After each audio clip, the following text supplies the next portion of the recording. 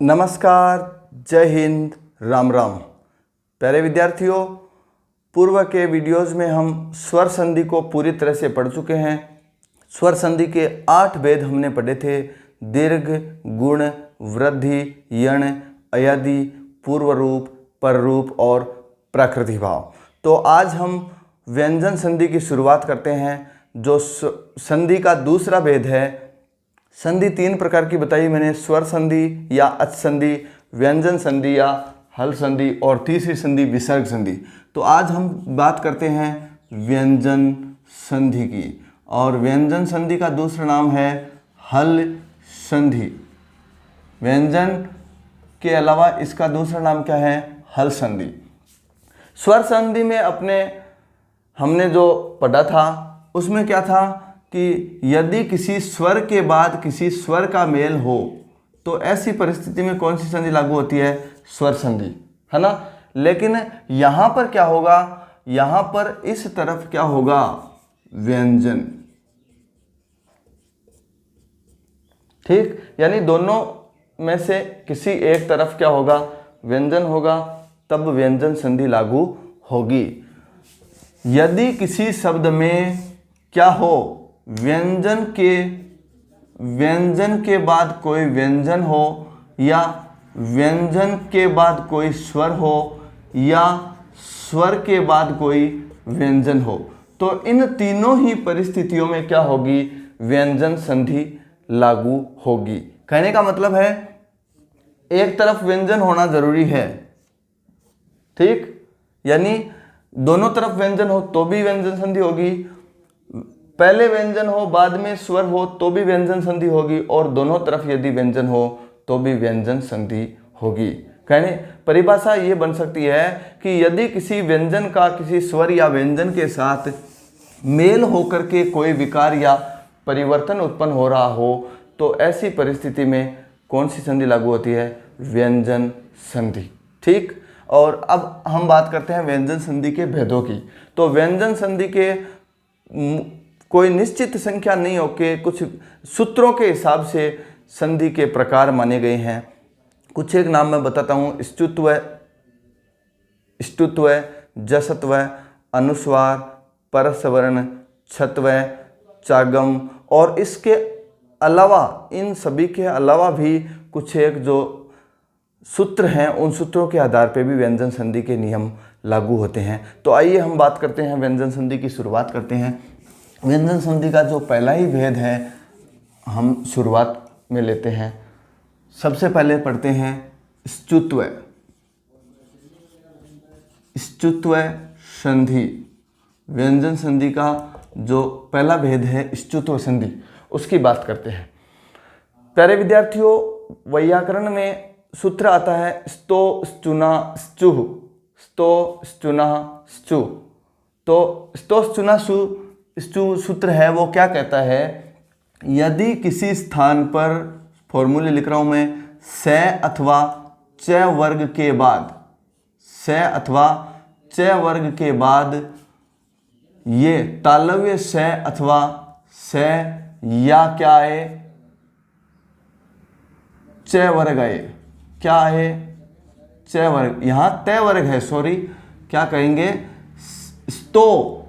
स्तो का मतलब से अथवा त वर्ग के बाद में यदि किसी स्थान पे तालव्य से अथवा च वर्ग भी तालु ही है, उच्चारण स्थान है वो च वर्ग का क्या है? तालु, ईचु ऐसा नाम तालु आपने पढ़ा था। तो तालव्य जो उच्चारण स्थान वाले जो हैं उनमें से एक आए, चाहे तालव्य से आए या च, छ, ज, झ, ये पूरा वर्ग, पांचों अक्षर, 5 और 1 6 वर्ण हो गए। यानी इन 6 वर्णों के बाद में, ये भी 5 और 1 6 हैं, तो इन 6 वर्णों के बाद ये 6 वर्ण यदि आ रहे हों तो ऐसी परिस्थिति में इस स के स्थान पे तो हो जाता है तालव्य से, दंत्य स है उसके स्थान पे हो जाता है तालव्य स, और त वर्ग के स्थान पे हो जाता है च वर्ग। ये है इस संधि का फॉर्मूला।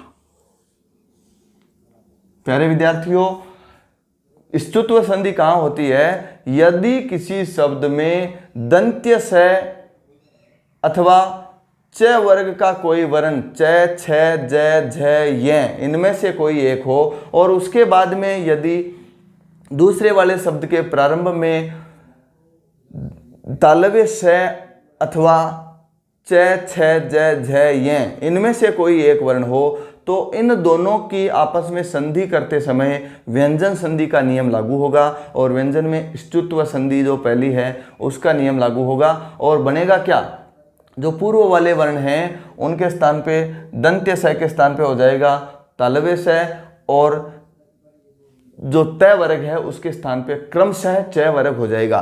तय आए तो च बनेगा, दूसरा वर्ण आए थ आए तो छ बनेगा, फिर द आए तो च, छ, ज इस प्रकार से मतलब इसके जो 5 वर्ण हैं त, थ, द, ध, न इनके स्थान पे क्रमशः च वर्ग के हो जाएंगे च, छ, ज, झ, य। ठीक है, इस प्रकार से परिवर्तन होगा। यानी यदि इसको और ले लेते हैं तो इसके स्थान पे हो जाएगा ये। ठीक है, यदि दंत्य स अथवा त, थ, द, ध, न के बाद में कोई स या च वर्ग का वर्ण आए तो क्या आएगा, इस दंत्य स के स्थान पे तालव्य स हो जाएगा और तय वर्ग के जो वर्ण है पहला वर्ण है तो च वर्ग का भी पहला वर्ण बनेगा और यदि तीसरा वर्ण है तो च वर्ग का भी कौन सा वर्ण बनेगा, तीसरा। और इसके अलावा जो वर्ण तय वर्ग का आ रहा है वही वर्ण च वर्ग का बन जाएगा। ठीक है, जैसे अपन उदाहरण लेते हैं, जैसे कुछ उदाहरण लेते हैं ष्टुत्व संधि के, ज़्यादा कठिन संधि नहीं है। जैसे शब्द आता है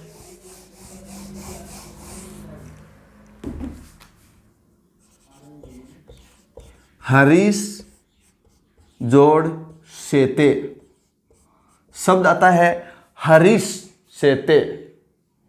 हरीश शब्द में यहां पर क्या आ रहा है, बिल्कुल दंत्य से आ रहा है और उसके बाद में तालव्य से है तो दंत्य से के बाद में तालव्य से आए, ऐसी परिस्थिति हो रही है।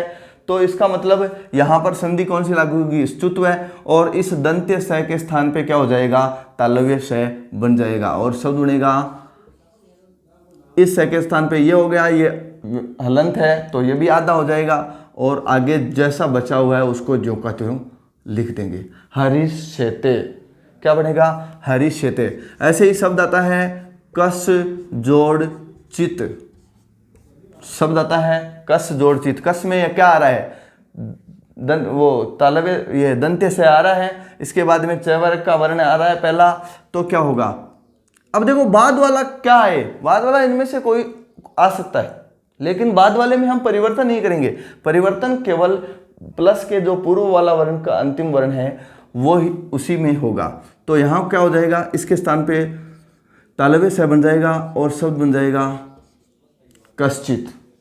ठीक है, इसी प्रकार से शब्द आता है उद जोड़ ज्वल। उद, उद में देखो तय वर्ग का तीसरा वर्ण है, तय थ द तीसरा वर्ण है और बाद में ज आ रहा है, वो भी च छ ज, च वर्ग का वर्ण है। तो निश्चित रूप से फॉर्मूला यहाँ लागू हो रहा है। तो हम क्या करेंगे, इस तीसरे स्थान पे, तीसरे वर्ण के स्थान पे च वर्ग का तीसरा वर्ण कर देंगे। तो क्या बन जाएगा, ये हो गया, इस प्रकार से उज्ज्वल शब्द बन गया। ठीक है, इसके अलावा और भी उदाहरण हम लेते हैं, महद जोड़ ज्ञानम, महद जोड़ ज्ञानम। अब आप कहोगे कि यहाँ द आ रहा है, तय वर्ग का वर्ण बिल्कुल आ रहा है और उसके बाद में क्या आ रहा है, ज्ञानम में क्या आ रहा है, च वर्ग का वर्ण आ रहा है क्या, देखो ज है उसका करेंगे तो ज प्लस ये प्लस आ, इस प्रकार से बना है। तो यहाँ ज क्या है, च छ ज है, इसका मतलब यहाँ फॉर्मूला है वो लागू हो रहा है और शब्द क्या बनेगा, महद जोड़ ज्ञानम का शब्द क्या बनेगा, इसका तीसरा वर्ण बना देंगे, च छ ज आ जाएगा। महज ज्ञानम, इस प्रकार से ज्ञानम, महज ज्ञानम। ठीक है। और उदाहरण लेते हैं हम, जैसे शरत जोड़ चंद्र शब्द आता है, शरत जोड़ चंद्र। शरत में देखो तय आ रहा है, प्रथम वर्ण है, उसके बाद में च आ रहा है, तो इसके स्थान पे भी क्या हो जाएगा, प्रथम वर्ण हो जाएगा। कौन से वर्ग का, च वर्ग का। तो तय के स्थान पे च हो जाएगा, बाकी कोई परिवर्तन नहीं होगा। शरत चंद्र इस प्रकार का शब्द बन जाएगा और संधि लागू हो जाएगी स्तुत्व संधि। और उदाहरण लेते हैं अपन एक दो, उसके बाद अगली संधि लेंगे। शब्द आता है रामः चिनोति, शब्द आता है रामस जोड़ चिनोति, रामस जोड़ चिनोति। तो क्या बन जाएगा, देखो यहाँ ये दंत्य स है, इसके स्थान पे तालव्य स बन जाएगा, रामस चिनोति, इस प्रकार का शब्द बन जाएगा और संधि हो जाएगी स्तुत्व संधि। तो प्यारे विद्यार्थियों, आशा करता हूँ कि स्तुत्व संधि आपको समझ में आ गई होगी। और एक संधि और लेंगे, अभी हम दो संधियों को कंपैरिजन में पढ़ेंगे, इसका आप स्क्रीनशॉट ले सकते हैं। देखो एक दो इसके अपवाद उदाहरण हैं, उनको भी ले लेते हैं। स्तुत्व के अपवाद हैं जिन पर नियम के अनुसार स्तुत्व लागू हो जानी चाहिए लेकिन नहीं हो रही है। एक सात नाम का एक सूत्र होता है, सात, वो कहता है प्रस जोड़ नह। एक शब्द आता है प्रस जोड़ नह, तो यहाँ ये आ रहा है, बाद वाला चीज पहले मिल रही है, न तय वर्ग का अंतिम वर्ण है, तो नियमानुसार यहाँ क्या बनना चाहिए, स्तुत्व का यदि नियम लगाएं तो इस न का न हो जाना चाहिए, ये हो जाना चाहिए, लेकिन ऐसा नहीं हो रहा है, यह ज्यों का त्यों रहेगा, क्योंकि सात सूत्र है वो इसका क्या कर रहा है, निषेध कर रहा है। यानी इस शब्द में आपको संधि पूछी जाए तो स्तुत्व संधि नहीं है ना, नियम लागू हो रहा है लेकिन स्तुत्व नहीं होगी क्योंकि इसका अलग से एक सूत्र दिया हुआ है। तो अब हम अगली दूसरी जो संधि है वो पढ़ते हैं, स्तुत्व व्यंजन संधि। दोनों संधियों में थोड़ा सा ही अंतर है, इसलिए इन दोनों को एक ही वीडियो में हम पढ़ रहे हैं। स्तुत्व के बाद में दूसरी है स्तुत्व संधि। स्तुत्व संधि वही चीज है, ज्यादा कुछ परिवर्तन हो नहीं रहा है इसमें। यदि किसी शब्द में क्या हो, दंत्य स अथवा तय वर्ग के बाद, ये तो वही चीज है जो आपने स्तुत्व में पढ़ी थी, दंत्य स अथवा तय वर्ग के बाद में क्या हो, ये मूर्धन्य स, उसमें था तालव्य स, यहां पर क्या हो रहा है, मूर्धन्य स अथवा तय वर्ग आए। कौन सा वर्ग, तय वर्ग। तो ऐसी परिस्थिति में क्या होगा, देखो यहां पर तालव्य स और च वर्ग था, तब तो इनमें परिवर्तन हो रहा था तालव्य स अथवा च वर्ग में, लेकिन यहां यदि बाद में मूर्धन्य स या ट वर्ग, तो ट वर्ग भी मूर्धन्य ही है, इसका भी उच्चारण स्थान मूर्धा है, तो इसके स्थान पे तो क्या हो जाएगा, मूर्धन्य स हो जाएगा और तय वर्ग के स्थान पे हो जाएगा तय वर्ग। बस इतना ही परिवर्तन है, बाकी उसी की तरह ही है, छोटा सा इसका फॉर्मूला है। कुछ एक उदाहरण भी देख लेते हैं। ज़्यादा कोई अंतर दोनों संधियों में, थोड़ा सा ही फर्क है। ठीक है, इस संधि में बाद में आ रहा है, देखो बाद में जो आए वही यहाँ परिवर्तन होगा। इधर दोनों संधियों में आने वाला जो वर्ण है वो सेम है, यानी दंत्य स अथवा तय वर्ग के बाद में यदि तालव्य स या च वर्ग आए तब तो तालव्य स अथवा च वर्ग में परिवर्तन होगा और संधि लागू होगी स्तुत्व, जो पूर्व वाली संधि है वो। और यदि मूर्धन्य स अथवा ट वर्ग आए तो इस स को भी मूर्धन्य स में बदलेंगे और तय वर्ग में तय वर्ग को बदल देंगे। आइए कुछ उदाहरण लेते हैं इस संधि के भी और उसके बाद में आज के इस वीडियो का समापन करते हैं। शब्द आता है रामस जोड़ षष्ठ, रामस जोड़ षष्ठ है।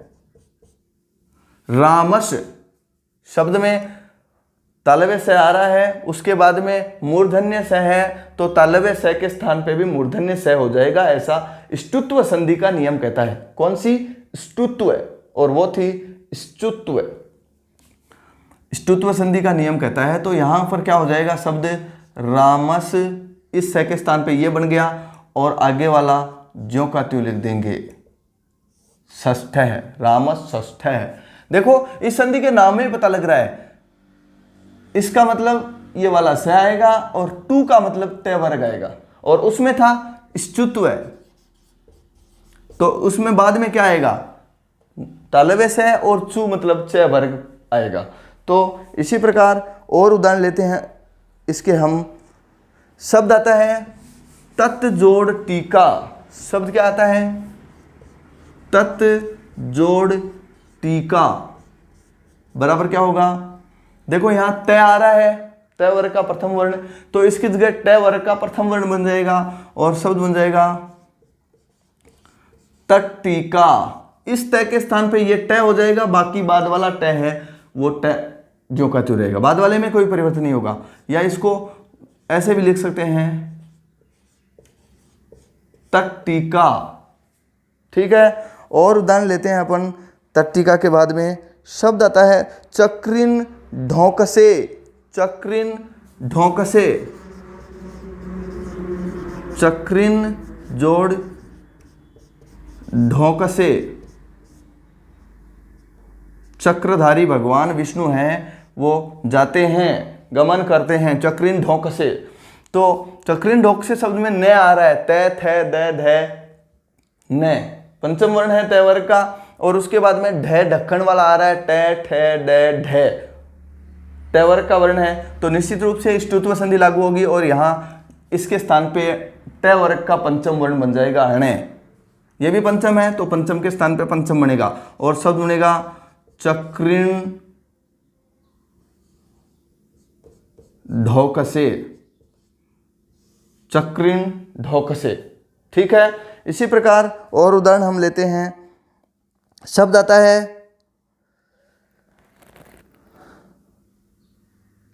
पेस्टा। शब्द आता है पेस्टा, पेश जोड़ता। अब देखो यहां पर क्या हो रहा है, ये जो बाद में जो चीज मिलनी चाहिए वो तो मिल रही है, पहले मिल रही है, और जो पहले मिलनी चाहिए वो मिल रही है बाद में।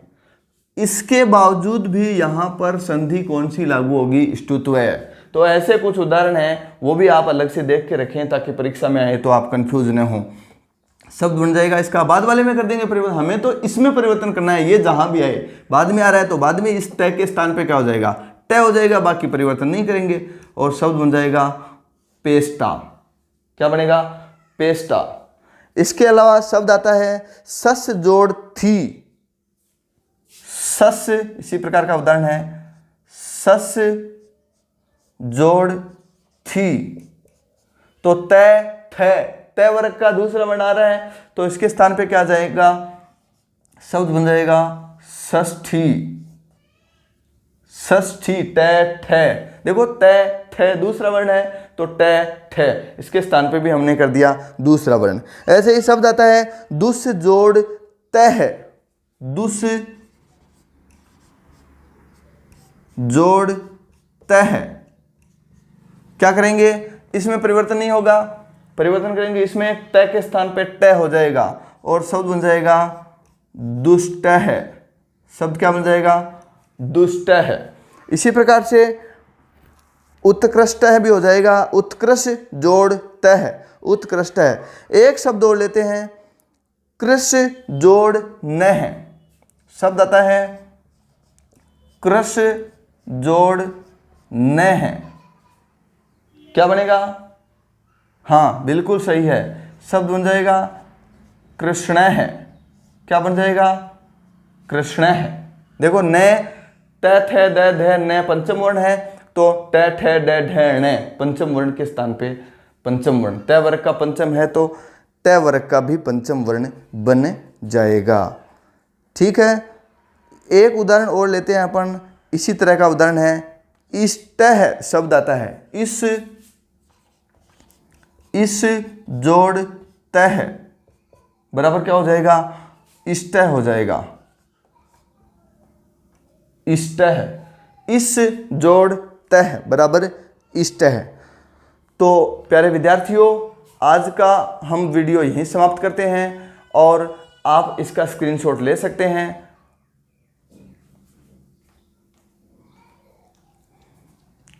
हमारे वीडियोज आपको कैसे लग रहे हैं ये कमेंट बॉक्स में आप ज़रूर बताएं। जय हिंद, जय भारत।